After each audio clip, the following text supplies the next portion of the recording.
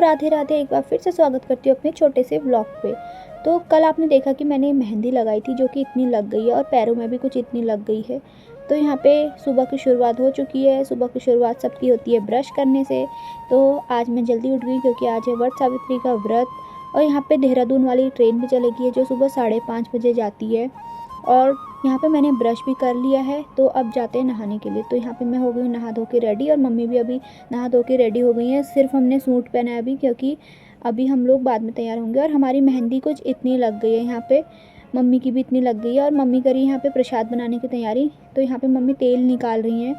और फिर उसके बाद यहाँ पे मैं लेके आ गई हूँ आटा प्रसाद बनाने की तैयारी करने के लिए। तो पिछले व्लॉग में भी आपने देखा था कि मैंने किस तरीके से प्रसाद वगैरह बनाए थे।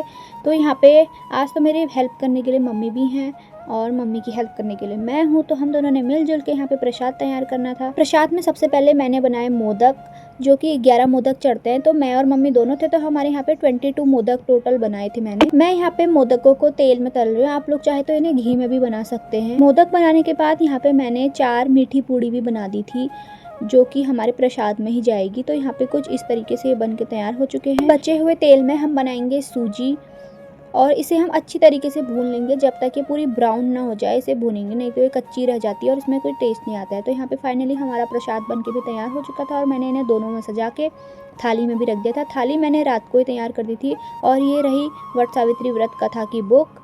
तो आज हम पहनने वाले हैं ये साड़ी। तो ये है मेरा आउटफिट और ये रहा मेरी मम्मी का आउटफिट।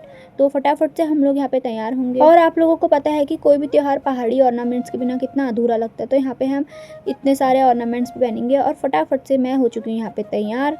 मैंने पहनी है साड़ी ऐसे इस स्टाइल में और मम्मी ने भी पहन ली है साड़ी। और हम दोनों हो चुके थे यहाँ पे पूजा करने के लिए तैयार। और विदु उठ चुका है और विदु हमको ऐसे देख रहा है कि मम्मा आज तैयार होके कहाँ जा रही हैं। तो यहाँ पे विदु को मैंने फीडिंग वगैरह करवाई और फीडिंग करवाने के बाद मैं और मम्मी चले गए थे पूजा करने के लिए। हम लोग जाते हैं ऊपर शीश महल के रामलीला ग्राउंड वाले मंदिर में। वहाँ पे बहुत सारे लोग पूजा करने के लिए आए होते हैं। यहाँ पे स्पेस कम होने की वजह से पूजा करने के लिए लाइन लगानी पड़ती है। तो हमने तो पूजा कर ली थी क्योंकि हम लोग जल्दी आ गए थे सुबह। हमारे आने के बाद बहुत भीड़ हुई थी। और अब मैं और मम्मी यहाँ पे कथा पढ़ेंगे। तो यहाँ पे कुछ इस तरीके से पूजा होती है जहाँ पे बहुत सारे पंडित जी लोग होते हैं और फिर वो पूजा पाठ वगैरह करवाते हैं। और इतना बड़ा बट का पेड़ है यहाँ पे, बहुत बड़ा सा है। और आप लोगों ने भी देखा होगा जब आप लोग आते जाते हैं काठगोदाम की तरफ को। और फिर मेरी और मम्मी की कथा भी संपूर्ण हो चुकी थी यहाँ पे। और हमें मिल गए थे यहाँ पे 2 दीदी लोग जिन्हें हमारे साथ फ़ोटो क्लिक करवानी थी। तो यहाँ पे हमने उनके साथ फ़ोटो क्लिक करवाई और उसके बाद यहाँ पे ट्रेन भी चली गई थी। ये ट्रेन दिल्ली को जा रही थी।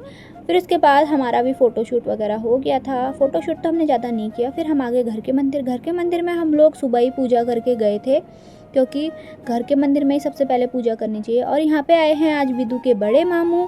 तो विदु अपने बड़े मामा के साथ गप्पे मार रहा है। और फिर उसके बाद मैं और पापा चले गए थे हनुमान मंदिर, जो कि है पंचमुखी हनुमान मंदिर आवास विकास यानी कि बॉम्बे हॉस्पिटल के सामने। फिर यहाँ पे प्रसाद चढ़ा के मैं आ गई हूँ घर।